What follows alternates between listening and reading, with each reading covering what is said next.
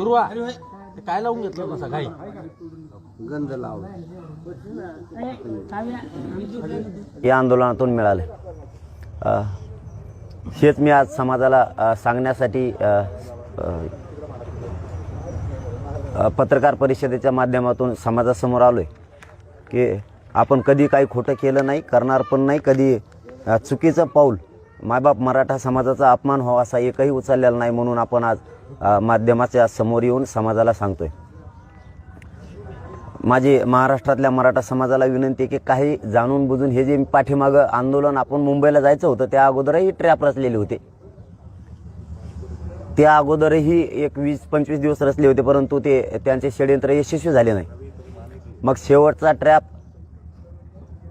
मुंबईमध्ये करायचा का असा काय त्यांची शक्यता होती, तेही आपल्याला अगोदर माहीत झाल्यामुळे ते थंड पडले.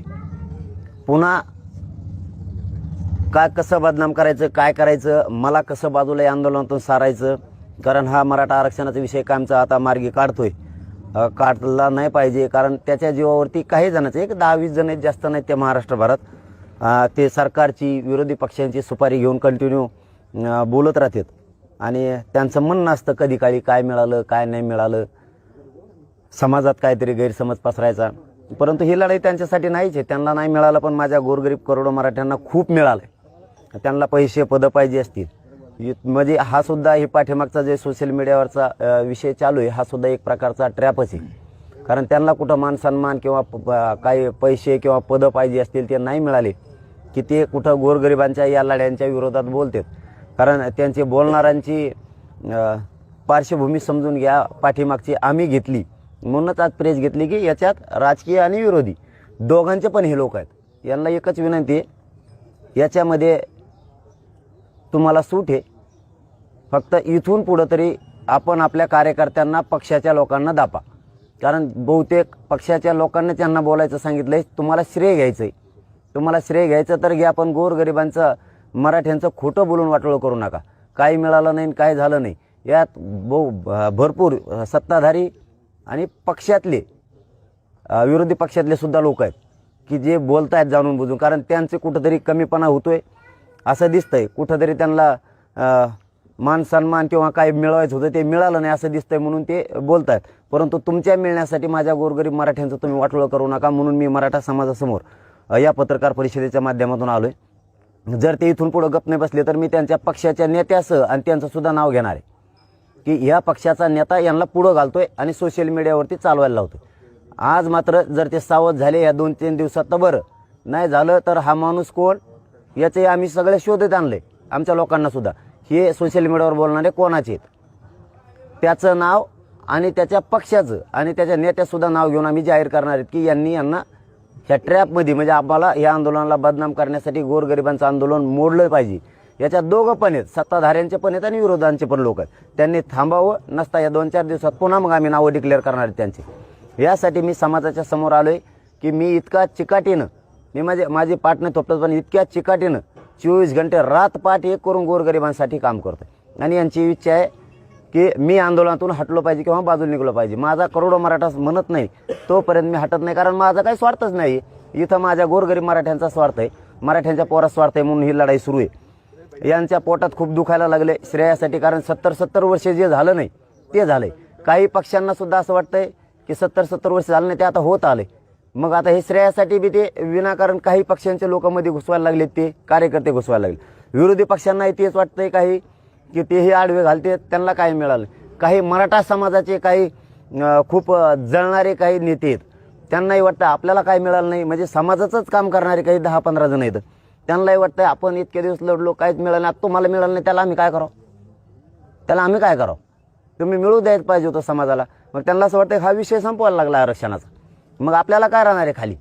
आपलं तर याच्यावरच दुकान चालतंय, सगळे यांचे दुकानं बंद झालीत.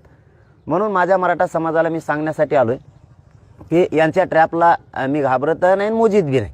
यांचं षडयंत्र असू नाही ते फिडेंद्र असू, फक्त समाजासमोर काय मिळालं ते सांगायसाठी मी आलोय. आत्तापर्यंत मायबाप मराठ्यांना 57 लाख अनुदी ह्या आंदोलनामुळे मराठ्यांच्या गोरगरिबांच्या एकजुटीमुळे मिळाल्या. हे अंतिम सत्य हे 75 वर्षात झालं नाही, ते जवळपास 57 लाख. म्हणजे आता 60 लाखापर्यंत हा आकडा गेला असून 60 लाख गोरगरीब मराठ्यांचं कल्याण झालेलं आहे. हे 75 वर्षात का नाही झालं? मग काही विरोधी पक्षांचे बी सोशल मीडियामध्ये काही पोट्टे लिहित त्यांचे, काही सत्ताधाऱ्यांचे पण लिहित. अरे तुझ्या नेत्यानं तुझ्या पक्षानं का नाही केलं मग 75 वर्षात? हे आताचे सत्ताधारी आहेत. आता यांचं कोणाचं श्रेय घेण्यासाठी चाललंय तर सत्ताधाऱ्यातलेच काही लोक सुद्धा सोशल मीडियावरती उतरलेत. मग तुम्ही त्या उपकार नाही केला. आता जे दिलं ते पण माझा मराठा समाज करोडोच्या संख्येनं लढलाय तेव्हा तुम्ही दिले. हे मराठ्यांचं श्रेय राहणार आहे पूर्ण, तुम्हाला कोणालाही मिळणार नाही. तुम्ही किती सोशल मीडियावर लिहिलं तरी. 39 लाख, दुसरा मुद्दा, 39 लाख मराठ्यांना आतापर्यंत प्रमाणपत्र मिळाले. या आंदोलनाचं यश नाही का? कोण सोशल मीडियावर लिहितोय तो भांगार, हे यश नाही का? 39 लाख लोकांचं कल्याण झालंय. हे आंदोलनाचं यश नाही. काय नाही मिळालं म्हणतात? तुला काय मिळायला पाहिजे? पैसे, पद? तुझ्यासाठी आंदोलनच नाहीये. हे गोरगरीब मराठ्यांच्या लेकरांसाठी आंदोलन आहे. ते मोठे झालेत, त्यांना खूप मिळालं गोरगरिबांना. हे सांगण्यासाठी पुन्हा मी याच्यावरती आलोय. 2000 आणि 2001चा कायदा हे ओबीसी आरक्षणासाठी झालेला आहे. तिसरा मुद्दा सांगतोय, त्या कायद्यात जर एखादी व्याख्या घालायची असेल तर तो कायदा दुरुस्त करावा लागतो. 2001चा कायदा ही ओबीसींना आरक्षण देतोय. मग 2001च्या कायद्यानुसार 2006, 2004, 2008, 2014चे कायदे, 2012चे कायदे तयार झाले. 2001च्या कायद्यानुसारच नवीन शासन निर्णय जर घ्यायचा असला तर नवीन काय असेल तर शासन निर्णय घ्यायला लागतो. सगळ्या सोयऱ्यांना शासन निर्णय घेतला असता तर ते उडालं असतं. मग मराठ्यांना ओबीसीत आरक्षण द्यायचंय, हे खास करून मराठा बांधवांना सांगतोय. ओबीसीत आरक्षण द्यायचं. मराठ्यांच्या कुणबी म्हणून नोंदी सापडल्यात तर दुरुस्ती 2001च्या कायद्यातच व्हायला पाहिजे, तरच ते चॅलेंज होत नाही किंवा ते उडणार नाही. आणि आपलं चॅलेंज झालं तर ओबीसीचं सगळंच आरक्षण उडतंय मग, कारण आपण सुद्धा ओबीसी आरक्षणात आहेत कुणबी म्हणून. आपलं जर उडणार असलं तर त्यांचं सुद्धा 2001च्या कायद्यानुसार, 1967च्या कायद्यानुसार, 1990च्या कायद्यानुसार, मंडल कमिशननुसार सगळं उडतंय मग त्यांचं सुद्धा. त्यांचंही काही राहत नाही. म्हणून त्या दिवशी मुंबईला गेल्याच्या नंतर आपण इथूनच सांगितलं होतं की 54 लाख नोंदी सापडल्या, त्या प्रमाणपत्र द्या, त्यांच्या परिवाराला द्या. तर माझी मराठा बांधवांना विनंती, 54 लाखांना प्रमाणपत्र त्यांनी वाटप करत आणले जवळपास. पण 54 लाख ज्या नोंदी सापडल्यात, ही 5वा मुद्दा सांगतोय, 54 लाख नोंदी सापडल्यात. ज्यांच्या नोंदी सापडल्यात त्या बांधवांच्या परिवारांना अर्ज करणं आवश्यक आहे. आता तुम्ही अर्ज करा, तुम्हाला सगळ्याला प्रमाणपत्र मिळून जातील. गावोची गावं निघायला लागले. मग आपण सांगितलं होतं की ते 54 लाख नोंदी त्यांना प्रमाणपत्र द्या आणि त्यांच्या परिवाराला पण द्या. तर परिवाराने अर्ज केले, त्यांचे पण निघायला लागले. असे कितीतरी गाव आहेत की ते गावोचे गावं निघायला लागलेत. आपण सुद्धा ज्यांच्या नोंदी निघाल्या त्या परिवाराने तातडीने अर्ज सादर करा आणि आपण आपले प्रमाणपत्र काढून घ्या. आपण सांगितलं होतं मुंबईला शांततेत जाणार आणि शांततेत आरक्षणच घेऊन येणार. आम्ही मोकळे माघारी येणार नाहीत. आरक्षण म्हणजे काय तिथं घमेला ठेवलेलं होतं की एखाद्या म्हणून गुन्हीत घेऊन यायचंय? आरक्षण म्हणजे हे कायद्याचं राज्य आहे. तुम्हाला कायद्यात दुरुस्ती करावं लागेल, त्याचा अध्यादेश काढावा लागेल, तरच मराठ्यांना कायमस्वरूपी टिकणारं आरक्षण मिळणार आहे, नाही तर मिळणार नाही. आणि हेच सगळ्या सोयऱ्यांचा जो आपल्याला अध्यादेश काढायचा होता, जो अधिसूचना काढायची होती, त्याला 2 महिन्यापासून सरकार जाणून बुजून काढत नव्हतं, कारण त्याच्या दबावाखाली येऊन सरकार काढत नव्हतं. आपण सांगितलं तुम्हाला जर तेव्हा पाहिजे असला तर मराठे तुम्ही आता डोक्यातून काढून टाका, तुमचे आहेत म्हणून. आणि मराठ्यांचे पोरं करोडोच्या संख्येनं मुंबईत गेले म्हणून सरकारनं पुण्यापासूनच सुरू केलंय. पुणे, लोणावळा, वाशी की आम्ही करतोय पण आपल्याला करतोय नव्हतं पाहिजे, अध्यादेशच पाहिजे होता लिखित, आणि तो पण राजपत्रितच पाहिजे होता. मग त्यांनी राजपत्रित अधिसूचना आपल्यासाठी काढल्यात वाशीत गेल्याच्या नंतर. मग आपण वाशीत जाऊ किंवा आझाद मैदानाला जाऊ, नगरला राहू, पुण्यात राहू किंवा आंतरवलीत राहू, आपला विषय काय होता की मराठा समाजाला ज्यांच्या नोंदी सापडल्या नाहीत त्या सगळ्या सोयऱ्यांना ज्या नोंदी सापडल्यात त्याच्या आधारावरती आरक्षण द्यायचंय. म्हणून सगळ्या सोयऱ्यांचा आम्हाला कायदा पाहिजे, यासाठी आम्ही मुंबईत येतोय. मग कायदा बनवण्यासाठी त्या 2001च्या कायद्यात दुरुस्ती करण्यासाठी अधिसूचना काढणं आवश्यक आहे. ती प्रक्रिया आहे. एखाद्या दुकानचं लायसन काढायचं असलं तरी 15 दिवस जाहीर प्रकटन अगोदर द्यावं लागतं. एखाद्याचा फेर जरी जमिनीचा वाढायचा असला तरी 15 दिवस त्यांना जाहीर प्रकटन द्यावं लागतं. एखादा प्लॉट तुम्हाला शहरात घ्यायचा असला तरी जाहीर प्रकटन द्यावं लागतं. हे कोणाचं आहे? तसं त्यांनी अधिसूचना काढली, कारण त्यांना ह्या सगळ्या सोयऱ्यांचं कायद्यात रूपांतर 15 तारखेला अधिवेशन बोलवलंय, त्याच्यात करायचं आहे. आणि मग त्याची अंमलबजावणी करून ज्या मराठ्यांच्या नोंदी सापडल्या नाहीत त्या मराठ्यांना, ज्यांच्या नोंदी सापडल्यात त्याच नोंदीच्या आधारावर प्रमाणपत्र महाराष्ट्रभरातल्या मराठ्यांना नोंदी न सापडल्याला मिळणार. मग अधिसूचना निघाली, मराठे गेले शांततेत आणि शांततेत आरक्षण घेऊन आले. तर मराठे शांततेत गेले आणि शांततेत आरक्षणच घेऊन आलेत, कायदा घेऊन आलेत. म्हणजे आता त्याची अंमलबजावणी होणार आहे. आता त्याचं कायद्यात रूपांतर 15 तारखेला होऊन त्याचं 15 तारखेला त्यानंतर त्याची अंमलबजावणी होणार आहे. म्हणजे नोंदी नसलेल्या मराठ्यांना नोंदी ज्यांच्या मिळाल्या त्याच्या आधारावर त्याच्या सोयऱ्यांना कुणबी जात प्रमाणपत्र मिळणार महाराष्ट्रभर. हे गोरगरीब मराठ्यांना मिळाले.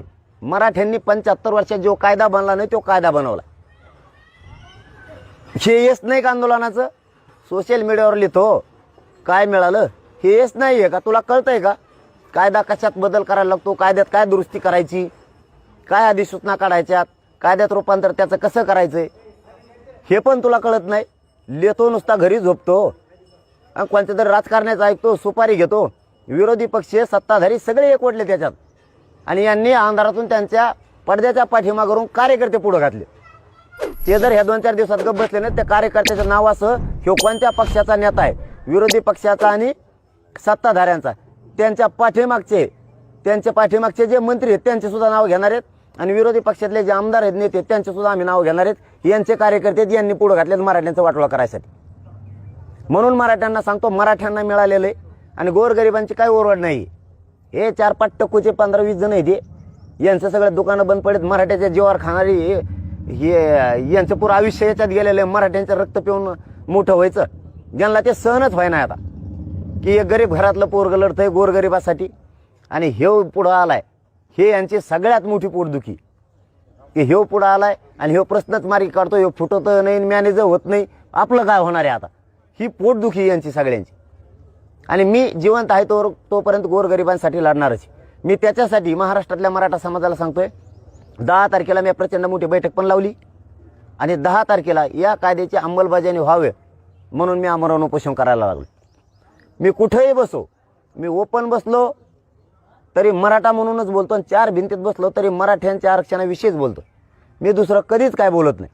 आणि जर 4 भिंतीत मला दुसरं काही करायचं असतं तर मी मागच्या दारातून घरी गेलो असतो ना, लोकात कशाला आलो असतो, काही घ्यायचं असतं तर. मी 4 भिंतीतून बाहेर आलो तरी कायदाच हातात घेऊन आलो आणि माझ्या बाहेर उभा राहिलेल्या महाराष्ट्रातल्या मराठ्यांच्या पोराला दाखवलाय. ही अधिसूचना राजपत्रित अध्यादेश निघालाय. आता याचं कायद्यात रूपांतर होणार आहे आणि अंमलबजावणी होणार आहे. बाहेरून त्यांना दाखवलंय. मी वाकडं पावलं टाकत नाही. चूक माझ्या मायबाप मराठा समाजाला डाग लागण असं एक पाऊल उचलत नाही. मी इतका त्याग करून, इतका चिकटपणानं सातत्याने ही लढाई लढतो.